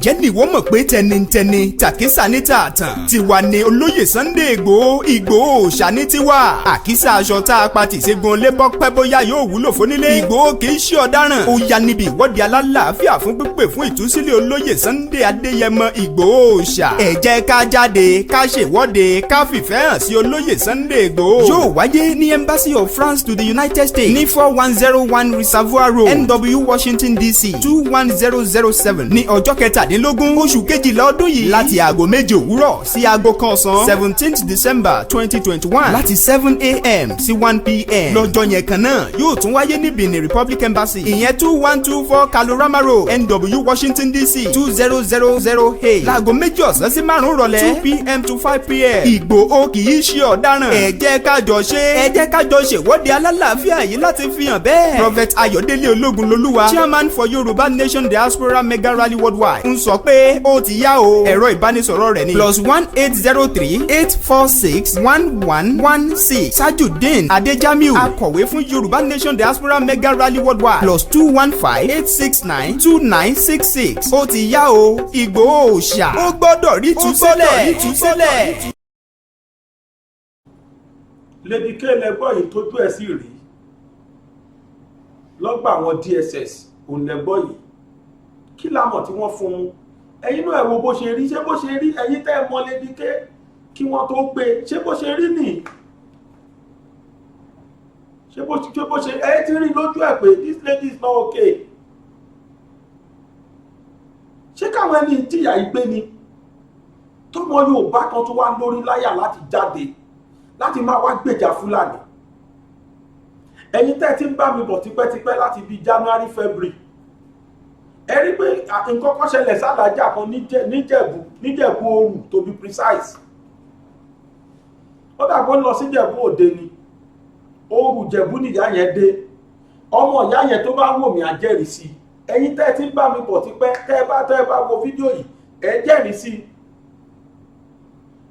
alájà ni màmá yẹn ń lọ sí sáìtì ẹ̀ ní Fúlàní da ẹran sí títì ó ní bóun ṣe rí ẹran ó lóun láti padà kó wọn lè wọ àárín ẹran dúdúró tó dúró báyìí wọ́n jọ sí ni wọ́n dàbọ̀ gbogbo mọ́tò ẹ̀ ni wọ́n wá lọ bá gangan ọwọ́ tí woman yẹn fi gbójú pé please tó jọ báyìí ọwọ́ yẹn ni wọ́n dá ìbọn bo woman yẹn gbogbo etí ẹ̀ mọ́ ẹ̀bà etí ẹ̀ yọ dànù ni then àtàpàkọ ọwọ́ ẹ̀ ó yọ dànù ẹ̀yin tí ẹ bá wo fídíò yẹn tẹ́ ẹ wà pẹ̀lú mi nígbà yẹn níbi February or March ó lọ̀rọ̀ yẹn ṣẹlẹ̀ kò jọ sẹ́kọ̀ ẹ̀ lọ́nà ìyá yẹn jáde láyé mo gbé òkú ẹ̀ náà pàápàá níjọ́ kan ṣe bẹ́ríà ẹ̀ ẹjọ́ sọ́mọ Yorùbá ni ṣé Yorùbá ló ṣiṣẹ́ yẹn náà ní ráńdà kan náà yẹn ní láwọn abúlé kan láwọn ògbògílà kankan wọ́n parapọ̀ nígbà tí Fúlàní lọ gbé class teacher tí wọ́n ṣàkúṣà mọ́lé ọmọ tó wà lọ́dọ̀ ẹ̀ tí wọ́n ṣapa àtoríṣiríṣi tí wọ́n dánwò wọ́n dẹ̀ parapọ̀ lábúlé wọ́n dẹ̀ lé wọn pé tó àfẹ́rí yín lábúlé wa ìmọ̀ o àwọn Fúlàní tó bá gbé tẹ́lẹ̀ ọ̀tọ̀ ẹ̀yin tẹ̀sẹ̀ dé ìyàfẹ́rí yín mọ́ ókè wọ́n kúrò lóòótọ́ wọ́n dẹ̀ lọ sí army barrack wọ́n lọ kó àwọn àmì wá wọ́n ná ṣégeṣège sáwọn ará abúlé yẹn lára ẹ̀yin tẹ́ wà pẹ̀lú mi gbà yẹn ní bí ara march ó yẹ kẹ́ ẹ gbọ́rọ̀ yẹn mo pé inú fídíò mi ní mẹ̀kọ àfọ̀kan náà yìí ẹ̀yin tẹ́ wà pẹ̀lú mi ní bíi may ẹ̀yin tẹ́ wà pẹ̀lú mi ní bíi may Fúlàní lọ wọ́n dẹ ẹran wọ máa nǹkan ègùn ni ó máa ń ta èédú ìmẹ̀kọ àfọ̀ ló ti ṣẹlẹ̀ after mẹ̀kọ mo gbàgbé abúlé yẹn correspondent mi tá a lọ record ẹ̀ ó sì rántí tó rọ́ mẹ̀kọ ni wọ́n dẹ̀ da ẹran wọ́n dẹ̀ ní kí màálù àwọn gun orí èédú tí màá yẹn ṣe wọ́n dẹ̀ gun èédú yẹn wọ́n bàjẹ́ ẹ̀yin tẹ́ ẹ wà pẹ̀lú mi ó yẹ kẹ́ ẹ rántí kéèsì wọ́n fi ẹran wọn bẹ èédú jẹ́ máa yẹn bá jáde ló bá complain pé èédú tóun fi ń jẹun àtọmọ àtìyàwó ẹ̀dẹ̀ bàjẹ́ tó bá ìkíní kan wọ́n sájà ìjọ yẹn wọn lọ nígbà tó yá wọ́n padà wá fẹ́rẹ̀ ní òru wọ́n dáná sun máa yẹn àtẹ̀bí ẹ̀ wọ́n dáná sun wọ́n complete mọ́núlé ṣé Yorùbá náà nìyẹn wọ́n dáná sun wọ́n complete mọ́núlé nígbà lẹ̀mọ́ làárá abúlé bá túká lọ bá sá lọ pé kójú má rí bí gbogbo ẹsẹ̀ lóògùn ẹ̀ Fúlàní dẹ̀ padà wọ́n wá padà sẹ́tù sí abúlé yẹn nígbà tó gbára abúlé sá lọ tán Fúlàní padà wá sẹ́tù síbẹ̀ mo lọ síbẹ̀ èmi pẹ̀lú correspondent mi lọ síbẹ̀ èmi àti fẹ̀sọ̀ ẹni tó bá rántí fídíò yẹn tẹ́ ń bá mi bọ̀ láti Gbàgede mọ̀ rántí fídíò yẹn mo dẹ̀ lọ síbẹ̀ asápamọ́ a zoom kámẹ́rà wa tá a fi gbé settlement yẹn pé ṣé ẹ ríran wò a dẹ̀ tún interview àwọn tó kù àwọn tá a bá nílùú tó súnmọ́ wọn ẹjọ́ ṣé Fúlàní náà Yorùbá náà ló disguise yẹn àbí àwọn ará àṣà láyé tòrò tí Fúlàní dídí lè kúrò lábúlé tí wọ́n fi ẹsẹ̀ ní wọ́n bẹ̀rẹ̀ bí àṣà ni wọ́n ń pè wọ́n mo lọ gbé kéèsì yẹn náà gbà náà ẹ̀yin tẹ́ ń bá mi bọ̀ láti Gbàgede mọ̀ kí tó di Gbàgede mọ̀ ẹ testify sí tí mò ń sọ yìí olóyè òdèdè dìde Fúlàní ti dán nǹkan wo nílẹ̀ Yorùbá ni he made no mistake at all I want to correct you SMC mistake lólóyè kó ṣe mistake Fúlàní ti dán kì í ṣe kéèsì Abọ́rọ̀dé nìkan Fúlàní has done a lot ó ti gbàgbé ni ta ló polú fọ́n ṣọ́mọ Yorùbá ló polú fọ́n ni kì í ṣe Fúlàní ló pa ni ọba Olúfọ́n kan náà ti ìlú Ifọ̀n l'Oǹdó ṣé Fúlàní náà ló pa ọba àgàngàn aṣígàngàn fúnra rẹ̀ ṣe bí wọ́n kidnap ọmọ ẹ̀ àbó owó ọ̀tàn èyí tí máa sọ̀rọ̀ ńgbà yẹn ó tí di sọ̀rọ̀ ńgbà náà if you don't know story I will tell you story àwa ti ń bàbọ̀ gbogbo ìgbà láti last year mo ti wà lẹ́nu ẹ̀ àṣígàngàn kan náà wọ́n gbé ọmọ ẹ̀ kó tiẹ̀ tó dọ̀rọ̀ Abọ́rọ̀dé rárá wọ́n gbé ọmọ àṣígàngàn about 2 million lásìgàngàn ló fi gba ọmọ ẹ̀ lẹ̀ ṣé Yorùbá náà ló kidnap abálájà kan tí wọ́n pa síbẹ̀ go back and look at the first video tí Ìgbòho ṣe tó fi lọ kìlọ̀ fún wọn ní Ìgàngán tó fi lọ kìlọ̀ fún Sẹ́ríkì ó sọ gbogbo cases yẹn àtàbọ̀rọ̀dé kọ̀ọ̀kun ni kì í ṣe kéèsì Abọ́rọ̀dé nìkan Fúlàní has done more than enough they beat more than their call kó tó di wípé bóyá ó ṣẹ̀ṣẹ̀ dìde kì í ṣe torí ọ̀rọ̀ Abọ́rọ̀dé ní kankan o he made no mistake I want you to be corrected tẹ́ ẹ̀ bá mọ̀ tán yé máa sọ ọmọ tẹ́ ẹ̀ bá mọ̀ nǹkan yé máa sọ ọmọ àti wọ́ àtàwí kónkó ní tẹ́sán yẹn kó jẹ kẹ́ẹ̀dẹ̀ jẹ́ ká sinmi ẹ̀dọ̀ ẹ jẹ́ ká fèsì báwo lolóyè Ìgbòho ṣe lè jáde ibi tó wà gbogbo òṣìṣẹ́ ẹjọ́ ṣe yẹ kú òǹdí ẹ kú òǹdí ìkòrí ọmọdé ni ẹ fi ká fi gbogbo eléyìí lẹ̀ there is no difference between us ẹ má jẹ́ ká máa yára wa sọ́tọ̀ ká máa jà we don't need all this nonsense ìkan náà ni gbogbo wa ìwà kan náà ní kájọ máa wù ó kàn jẹ́ pé ìwọ SMC ó yàtọ̀ sí wa o torí gbogbo sọ̀rọ̀ sí ẹ gbogbo ìwà sí ẹ ọ̀tá Yorùbá nation ni ẹ mú ẹ mo ti rí níṣe sí ẹ, if you don't say it out, I've seen it in you. Kódà o hate Ìgbòho pàápàá with passion, you are only lying. Ojú ayé ló ń ṣe. Bẹ̀tà Wíkóńkó tí mo ti ní in the very high esteem, please, you are still my brother, please, I'm begging of you. Owó tó bá gbà lọ́wọ́ wọn dá padà. Ọ̀nà tó ń tọ̀ yìí ọ̀nà tí ò dáa ni. Padà sí ọ̀nà tó wà tẹ́lẹ̀tẹ́lẹ̀ tó ja Wíkóńkó tí gbogbo ayé rí ẹ tí wọ́n kàn sára sí ẹ. Ibẹ̀ nìkan ní ọ̀nà ló lè ti ṣàṣeyọrí ilẹ̀ Yorùbá. Ọ̀nà tó ṣẹ̀fẹ̀ máa tọ̀ yìí kò sí kankan bẹ̀. Gbogbo ayé ló ń ké, gbogbo ayé ló ń sọ̀rọ̀, kí ló dé ṣe wọ nìkan ni. Mo pa bí ẹnà, you refuse to yield to it. The next thing ta tún máa rí ló lọ́yìn tá fi ìyàwó abọ́rọ̀dì kọ́ máa wá tákù Ìgbòho. FC mẹ́ẹ̀dọ́ ẹ̀kọ́wọ́ ọmọ yín baṣọ́ o. Olóyè Ìgbòho ṣe mistake, ó dẹ̀ mọ nǹkan tó ń ṣe. Àwọn ọmọ ọlọ́mọ tí wọ́n lọ jìyà ní DSS àwọn 12 kí wọ́n jẹ́ gbé, àbáwọn 2 tí wọ́n pa kí wọ́n kú gbé. Àbí billions of naira tí wọ́n bàjẹ́ nílé Olóyè Ìgbòho kó ṣe gbé ni. Òun náà tó wà níbi tó wà látòṣù tó ti wà ń bẹ̀, kó wà bẹ́ẹ̀ gbé àbí kó kú síbẹ̀. Kí ni ṣírímẹ́ǹtì yín, kí ni ṣírí ẹlẹ́wọ̀n yín tó sago mọ́wọ́, kí ni ìdùnnú yín gan, ronú gbogbo yẹn, àjáde ẹ̀sọ́ kábàkàbà tó bá yín lẹ́nu. Enough is enough. And wọ́n ní àbọ̀rọ̀ lásán fọ́mọlúàbí tó bá dénú ẹ̀ àdòdìdí. Ẹ yá padà lọ ṣe fídíò kẹ́ lọ bẹ̀ gbogbo ọmọ Yorùbá padà, kẹ́ lọ apologize. That is my candid advice to everyone, to both of you. Ẹ rí àmọ̀rúfù ni. Ẹ̀yin ò rí àmọ̀rúfù yẹn dẹ̀ kọ́ mọ́ látàrẹ̀. He made a mistake. He was bold enough to come out. He came out and he begged everybody. Ntọ́ ń pè Yorùbá nìyẹn. Ntọ́ ń pè lọ́mọkùnrin nìyẹn. Tí n bá ṣe mistake máa jáde ni. Màá wá bẹ̀bẹ̀ pé mo ṣe mistake. Ẹ má bínú tí mo sọ yẹn ò rí bẹ́ẹ̀. I don't care. Mi ò tijú because I am nobody. Mi ò máa ń kára mi kún kankan. Mi ò jọra mi lójú, mi ò tiẹ̀ ríra mi. Ta lè mi?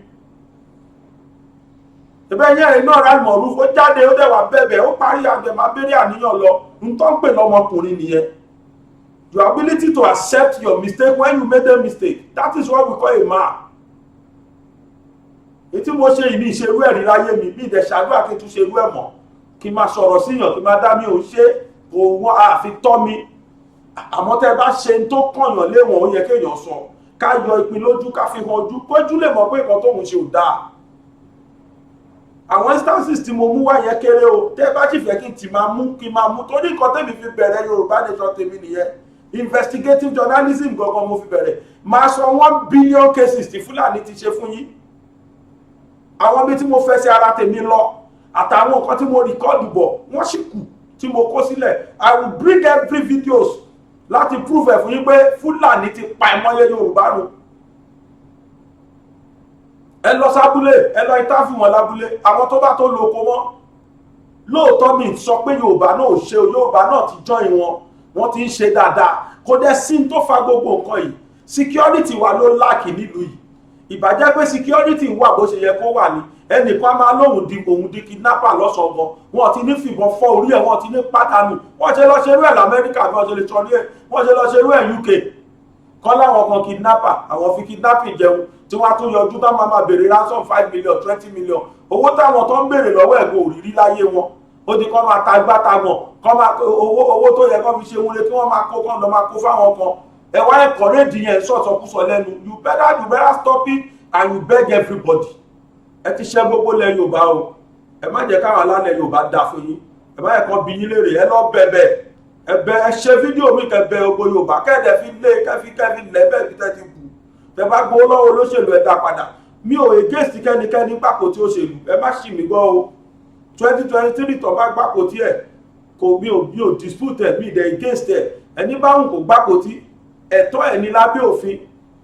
Gbogbo wa ò lè sùn ká torí kọbì kan náà. Gbogbo akọ́lá máa nífẹ̀ẹ́ sí Yorùbá Nation. Àwa tá à ń pè nínú gbogbo àwa tá à ń sọ̀rọ̀ pàpàpà nífẹ̀ẹ́ sí àìmọye ẹlòmíì tí ò nífẹ̀ẹ́ sí dénúdénú.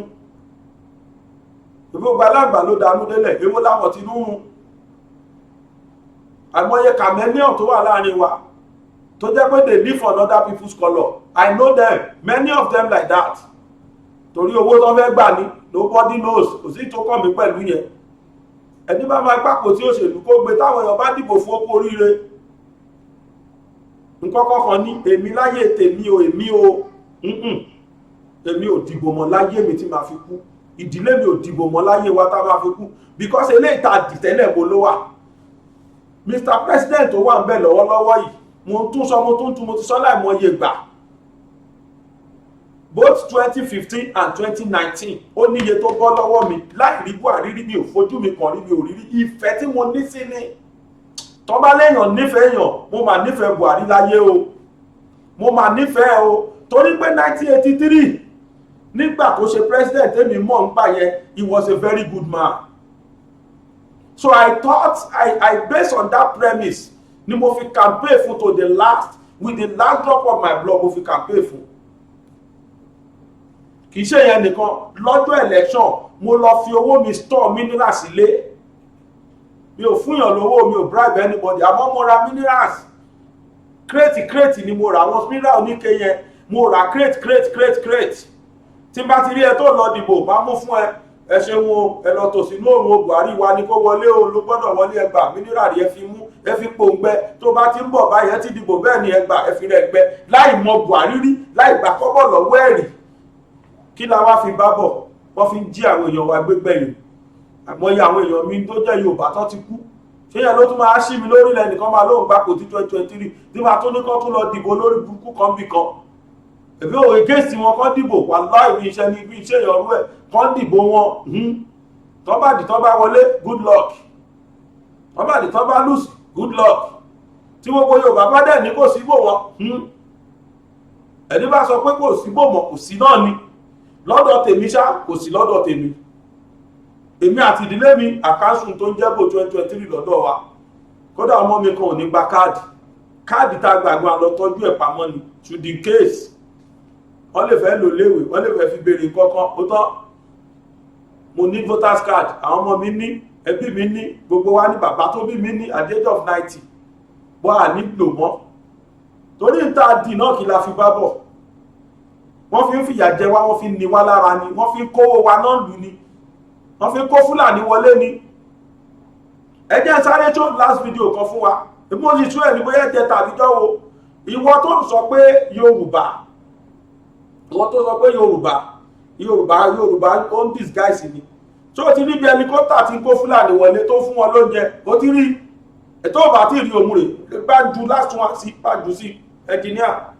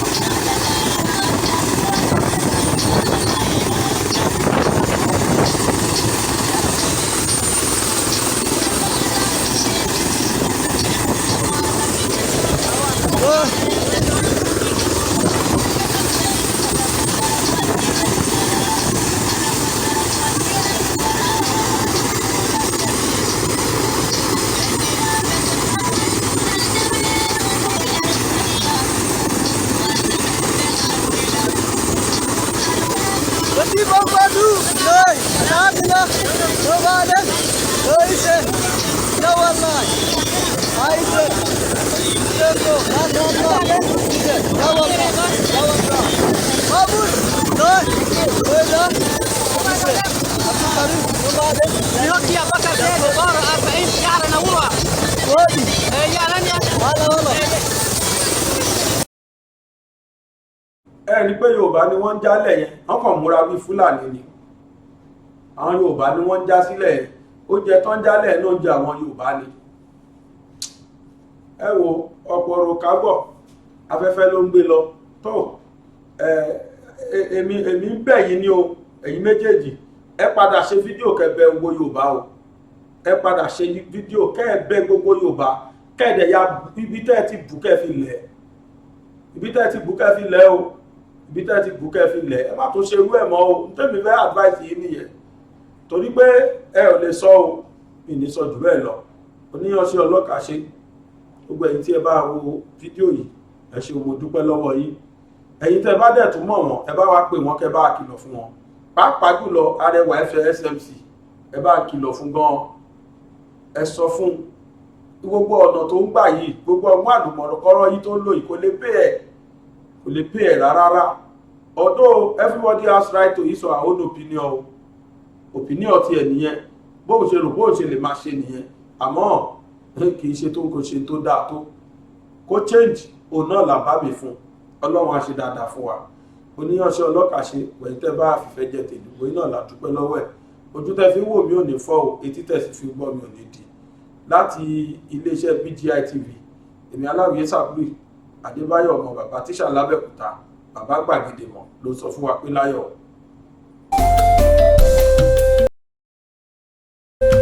BGI TV yìí mo fẹ́ máa wò ọ̀rọ̀ tó jẹ ti ń gbèsè mo fẹ́ gbọ́ ètò lóríṣiríṣi wọ́n wà lọ́lọ́kan òjọ̀kan ìròyìn tó kojú òṣùwọ̀n àtàwọn ọ̀rọ̀ àgbọ́ fi kọ́gbọ́n eré wọlé fún tẹ̀rù tọmọ tèwe tàgbà ẹ má fi para. BGI TV mo fẹ́ máa wò ọ̀rọ̀ tó jẹ ti ń gbèsè mo fẹ́ gbọ́ ètò lóríṣiríṣi wọ́n wà lọ́lọ́kan òjọ̀kan ìròyìn tó kojú òṣùwọ̀n àtàwọn ọ̀rọ̀ àgbọ́ fi kọ́gbọ́n eré wọlé fún tẹ̀rù tọmọ tèwe tàgbà ẹ má fi para àdànà kú kọjá mórí nǹkan fèrè bàbá rere káwí parí BGI TV we are the pace setter.